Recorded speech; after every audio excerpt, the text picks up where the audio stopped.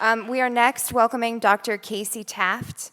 Casey is a professor of psychiatry at Boston University of Medicine and an internationally recognized researcher in the area of violence prevention. In his day job, Casey works with perpetrators of domestic violence. He's written 2 books now for vegan advocates, Motivational Methods for Vegan Advocacy and Millennial Vegan. Please give a warm welcome to Dr. Casey Taft. So I hope you don't mind that I stand. Maybe I'm going through a midlife crisis or something, but I'm just not ready to pontificate from a chair for 20 minutes, just yet. I'm not holding this phone because of a midlife crisis, so I'm not texting as I talk. This is normally I'm going to give a variant of a longer talk that I usually give by PowerPoint, so I kind of have this as a guide here. So yes, I'm a clinical psychologist. I work in the area of domestic violence prevention. So for the past 15 to 20 years or so, I've been thinking about how can we end needless violence, and how can we work with people who really don't want to change and help them decide that it's time to end their violence. So for me, it became pretty clear, doing this anti-violence work for so long. And it became clear to me that what I had to offer the animal advocacy community was to try to bring what I knew from helping people change violent behavior, helping people end their violence. I could take what I've learned from psychology and bring it into the animal advocacy realm. So that's what I've tried to do over the last couple of years, writing a couple of books on this, because really, it's interesting, but the rules of behavior change are pretty invariant regardless of the problem we're talking about. When we're trying to end violence, for the most part, the rules of change are the same. For example, whether I'm trying to help somebody end their violence, whether I'm working with them to end their violence or helping somebody go vegan, it's really important that we establish really clear goals and what it is that we are trying to accomplish. So when I'm working with a perpetrator of violence, the goal we need to set is the goal to end violence or to remain nonviolent. And when I'm working with somebody or communicating with somebody about veganism, my goal is to help them go vegan and to set that goal to go vegan so they can kind of opt out, to the greatest degree possible of directly doing harm to non-human animals. Whether I'm talking to a domestic abuser, whether I'm talking to a non-vegan, it's really important how I communicate with that person. I have to consider our relationship, because if folks kind of like us and they kind of connect with us and they bond with us, they're going to be a lot more likely to come along with us when we're trying to help them change in any particular direction. And we also have to consider motivational factors. And of course, regardless of the problem, different people are at different kind of stages of change. And there's a whole model in clinical psychology, the stages of change model, that talks about this, that where, for any particular problem behavior, people may be at all different levels of change. They may be in what's called the pre-contemplation stage, where they're not even considering changing at all, then the contemplation stage, where they are starting to consider it, then maybe they've made the decision to change and they're in the preparation stage, and then the last stage is action, where they made the decision to change and they're working on it.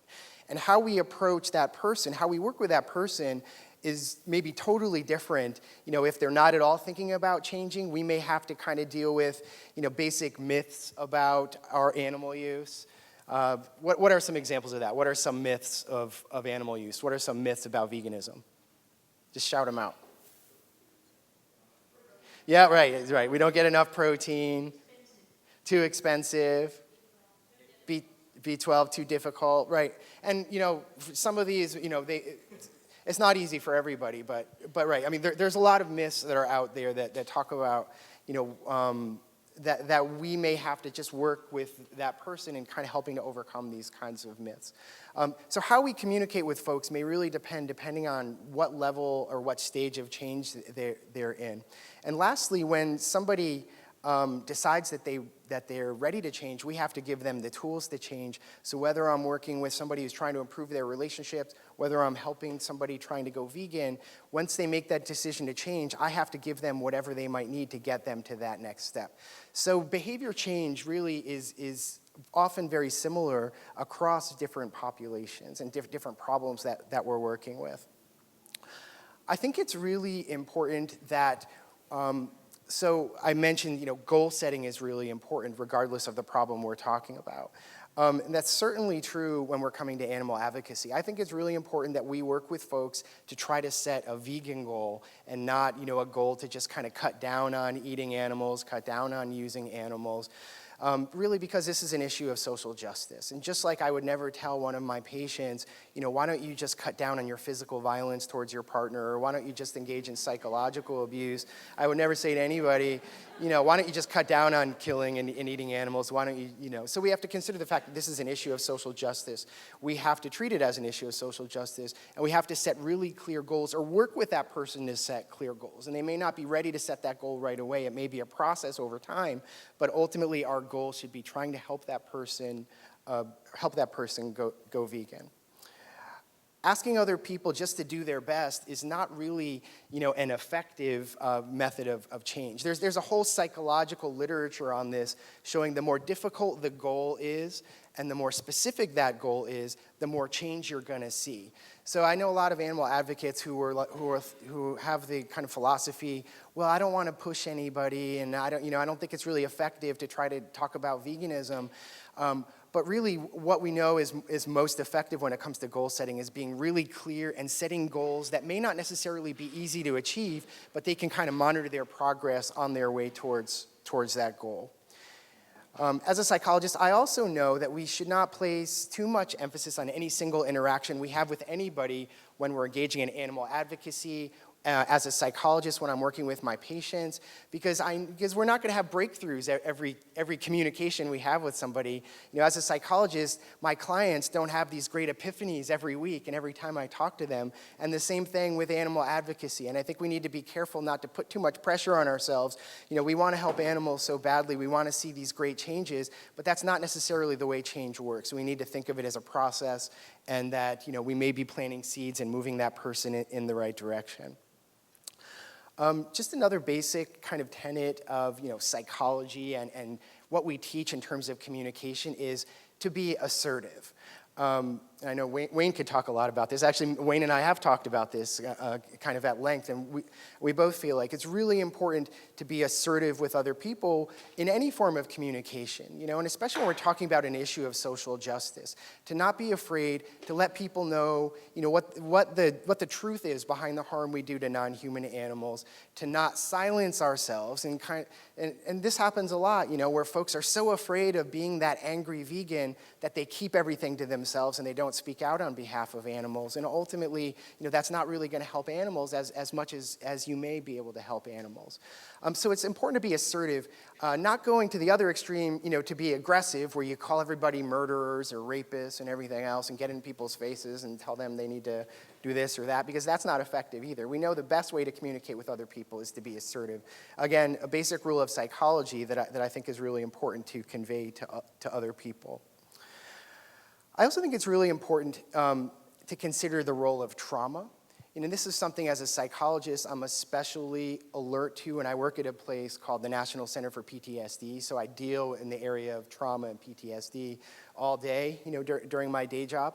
I think we need to keep in mind, that we animal advocates have probably been exposed to more trauma than others, kind of on the whole. And many of us became animal advocates perhaps because we've been exposed to trauma. Perhaps we've experienced or been exposed to trauma, abuse, and needless violence ourselves, and that's why we became vegan. That's why we became animal advocates, because we wanted to prevent needless violence towards those who are really kind of the most helpless among us, non-human animals. So we need to keep in mind the fact that we may already be at heightened level of trauma, and then just by being, by virtue of being animal advocates, we see a lot more trauma and violence than other people do who don't necessarily have the awareness of the harm that we're doing. So when you are, vegan, when you're an animal advocate, everywhere you look, you're seeing violence and death and suffering, right? I mean, just turn on the TV, just, go anywhere, look at any advertisement, and there's, often a message about doing harm to non-human animals. And this can really impact us, and this can really be traumatizing to us. And I've talked to a lot of animal advocates who describe really what can only be described as PTSD, which in part may be from the exposure to all this trauma around them, and they're already bringing in trauma from other things that they've experienced, other forms of oppression they may have experienced. So we need to always keep in mind that we may be especially susceptible to having trauma reactions through what we're dealing with, and that so as a psychologist, one of the things that I think is really important is that we really are mindful of that. We're aware of what our limits are, when to kind of regulate our trauma exposure in some way, when it's time to kind of shut down Facebook for the day, when it's time to let other people know who may be abusive towards us or may be, traumatizing to us, to let them know, like, I'm gonna have to, stop coming to your house. I'm gonna have to stop talking to you unless, this or that changes, because it's just too upsetting to me. It's too traumatizing for me. So we have to really be aware of kind of what our limits are when it comes to trauma. And kind of related to that, and this is something that I especially like to talk to younger animal advocates about. I think we need to be really careful, because when we don't take care of ourselves, when we are constantly being exposed to trauma, it's really easy to go to that really dark place, right? How many of you know what I'm talking about? Raise your hand if you've been to that dark place. We call it kind of misanthropy, right? Where you go to that dark place and you just tell yourself, everybody sucks, right? Humans suck. I hate humans. I don't care about humans. I only care about animals, right? How many of you have ever heard that before? Heard somebody say that? How many of you have ever actually said that yourself before? Okay, some of you are admitting it, right? So what's wrong with that stance? What's wrong with going to that dark place? Can anybody tell me? Can anybody shout out? What's wrong with that? It's disempowering. Somebody else said you're not helping. Excuse me? It foments inaction? Can you say more about that?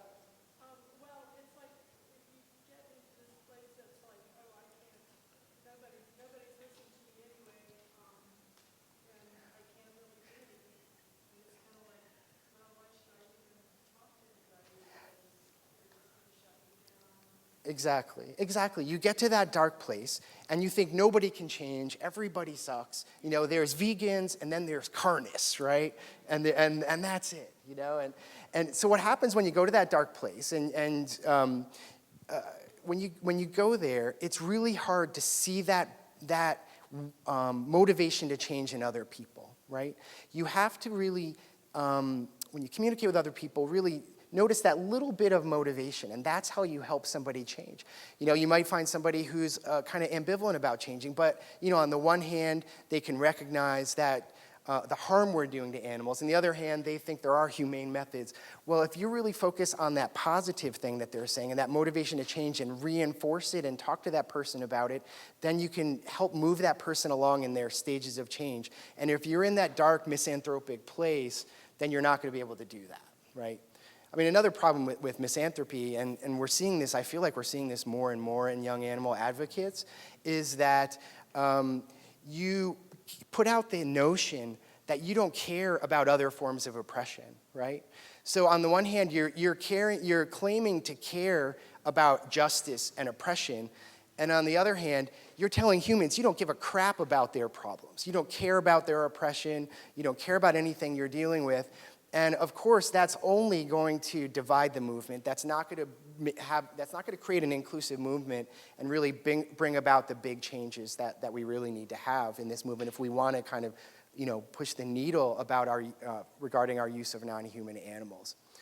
So I think all of these things are really important. I think that we as animal advocates, in my opinion, are our best hope to turning this thing around. And that's why my focus is on trying to help other animal advocates become, what I view as better advocates.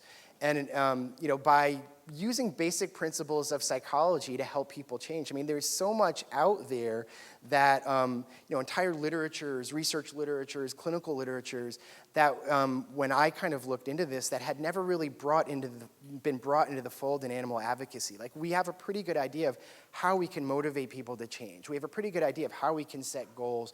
We definitely know how important it is to develop positive relationships with other people, but I think sometimes we get away from these things. So that was really kind of my focus in trying to bring more psychology to animal advocacy. And all of this is not to say that that we should all be psychologists and psychologists have all the answers, or I have all the answers. And even just being on a panel for effective animal advocacy actually makes me a little bit nervous, I guess I'd say, because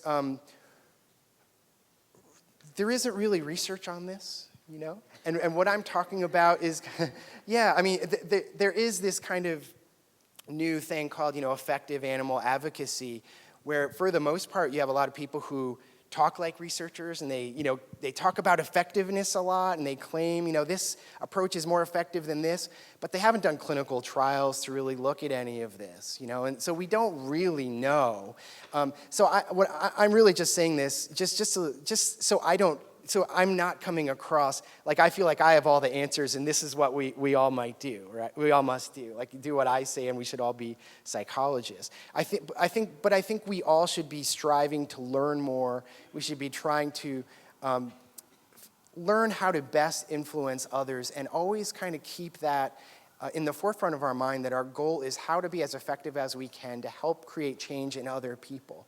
When you just shout out to other people, like, I don't give a crap about you, I only care about the animals. When you do that kind of thing, really you're focusing on yourself, right? You're venting, but you're not doing anything to help animals in any way, and in fact, you may very well be doing harm to them. So I want all of us to be thinking about how we can be as effective as possible, and whether our advocacy, whether our specific behaviors are focused on those who we're trying to help or focused on ourselves in some way. I think that's probably a good place to stop.